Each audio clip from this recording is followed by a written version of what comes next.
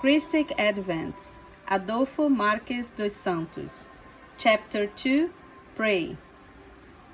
While the creature does not discover its interconnection with the Creator, it does not have the inner strength to pray. Unaware that praying is interacting with the focal point of prayer, the individual opens his mouth to be heard by others, but he/she is unsuccessful due to lack of awareness and consequent lack of resonance. It is already possible to glimpse that the Christic Advents propose to demystify the illusionist rhetoric in order to clarify that there are the precepts of the law of God to be fulfilled, without which there is no divine providence. Being the human spirit, in essence, created in the image and likeness of God, that is, bearer of the divine attributes, it is necessary that the praying person activates his or her Christic essence, his or her inner Christ, to make the connection with the eternal Christ, the inexhaustible source of planetary life. The Nazarene Master in the Our Father in Matthew, chapter 6, 9-13, left to humanity of all ages the model of how men should pray. Our Father, who art in heaven, hallowed be thy name. Thy kingdom come to us. Thy will be done, on earth as it is in heaven. Give us today our daily bread. Forgive us our offenses, just as we forgive anyone who has offended us. Let us not fall into temptation, but deliver us from evil. Amen. To pray, in its deepest sense, is to integrate oneself with the center of convergence and expansion, with the uncreated generating principle, with the absolute, with the fourth synthesis of the universe, God. In the Our Father, Jesus teaches us that, as a priority, we must raise our aspirations with direction and meaning turned to God, represented by the Christ Father, seeking to improve our frequency for a more extensive contact with the source of life. In a second moment, to horizontalize our aspirations, to expose Him our needs. Our Father, who art in heaven. At that moment, the person praying recognizes the supremacy of the Father Christ, His cosmic Christicity beyond time and space. It truly disarms a person to feel the pulse of the creating principle, the cosmic Christ. The person then begins to glimpse the spiritual Christicity of the eternal Father, and at the same time to feel the Christ awakening to the Christ experience. In the cosmo interaction, reciprocal action, the universe is reduced to a point and eternity to an instant, and there is a moment of resonance between the inner Christ of the praying person and the eternal Christ of the inner self of the universe, the conscious contact with the essence and the essential. Thus, after the person vibrantly connects to the ellipse of the supreme principle of all, to the inexhaustible source of universal life, he becomes aware of the immanent God in himself and verticalizes towards the infinite, uttering, "Hallowed be your name. Thy kingdom come to us. Thy will be done, on earth as it is in heaven." After this mystical cosmo-consciousness, this experience with the divine, the praying person becomes horizontal from his human ethical experience.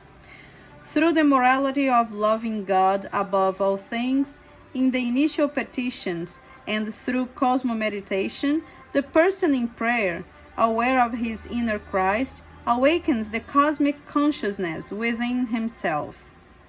The person feels like an eternal and immortal being and starts to reveal his ethical experience, loving his neighbor as himself and forgiving their faults.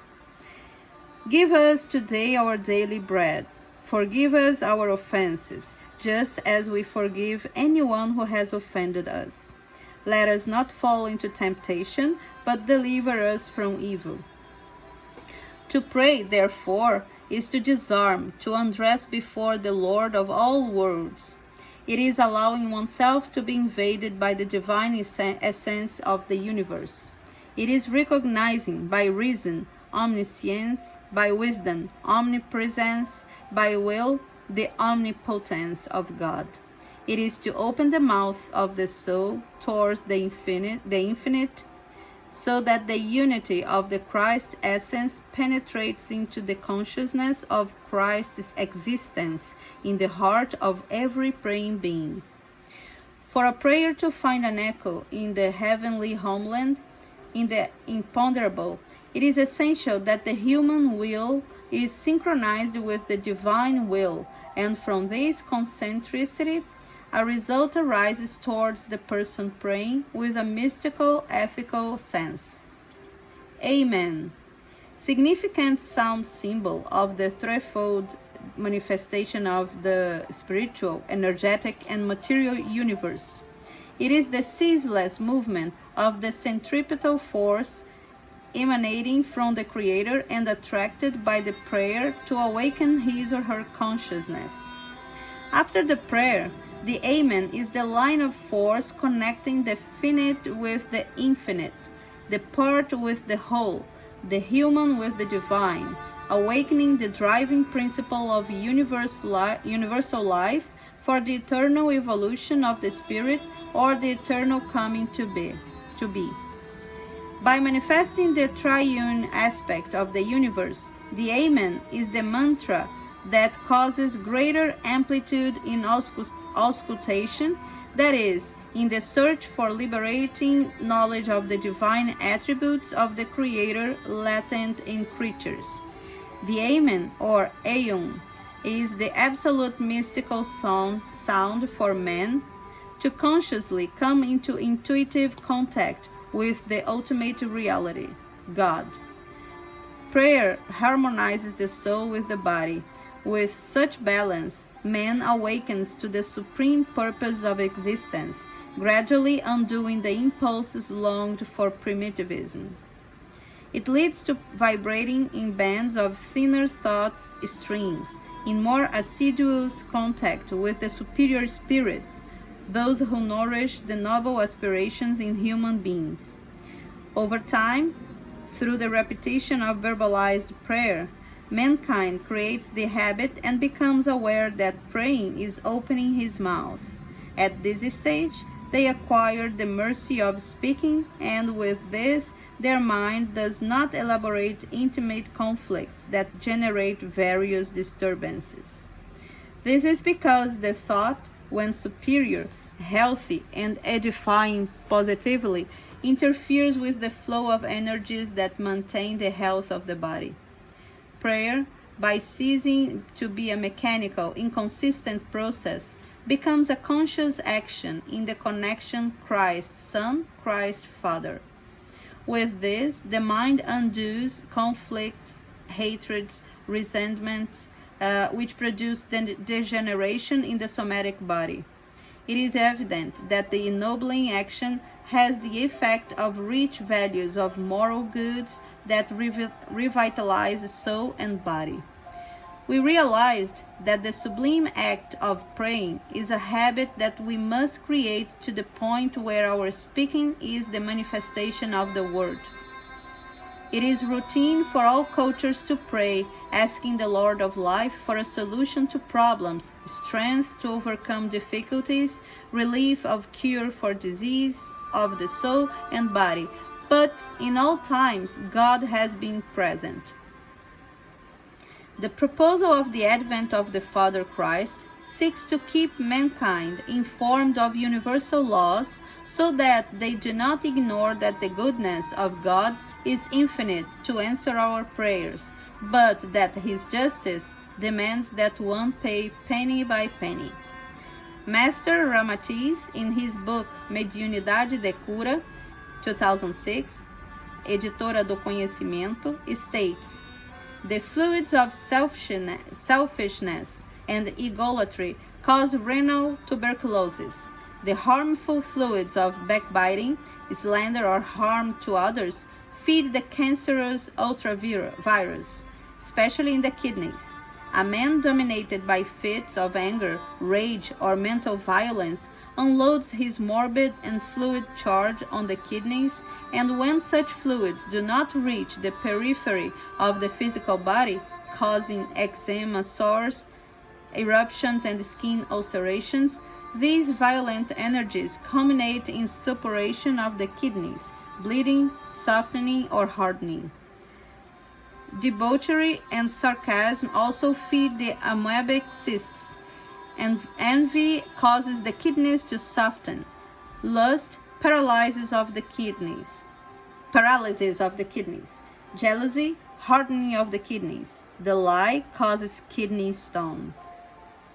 Mankind, knowing the laws of God, understanding that the effect had a causal factor, of course, in addition to seeking to lead a disciplined life, will not revolt if they do not receive the blessings that come from divine providence, when in prayer they cry out to heaven.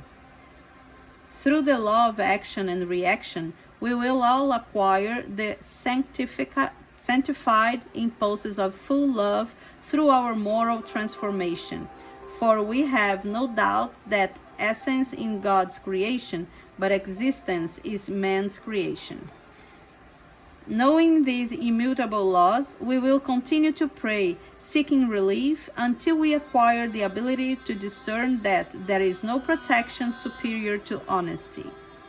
The spiritualist doctrine makes it clear to us that, by the law of cause and effect, those who are unable to put into practice the totality of the love that has already awakened in them will reincarnate with heart problems in order to learn to love. The main cause of cancer today is in the past harm to the next. Therefore, let us love with the totality of our being and give back to humanity a word of peace and hope. The Christic Advents conceive of the planetary Christ of the earth as the feeding source of life on earth, the Nazarene Master as guide and model of life for humanity. They induce us to never embrace unproductive stagnation for any reason, especially by the fact that we have embraced the religion, because the religion of the third millennium will be the way in which life is conducted, since the law of the Creator determines that everyone must feed themselves with the sweat of their own brow. They propose that mankind becomes dynamic, enthusiastic, haughty, following the example of the most perfect interpreter of the will of Christ on earth and the unmistakable bearer of his divine light, Jesus of Nazareth. Let's try to feel the Christ Father represented by the Master of Galilee in order to reactivate our millenary past. Thus, we will be able to teach our evangelical experiences lived in other lives, in conditions to express the ineffable, the feeling of the eternal, and motivate our fellows to the search for eternally new knowledge.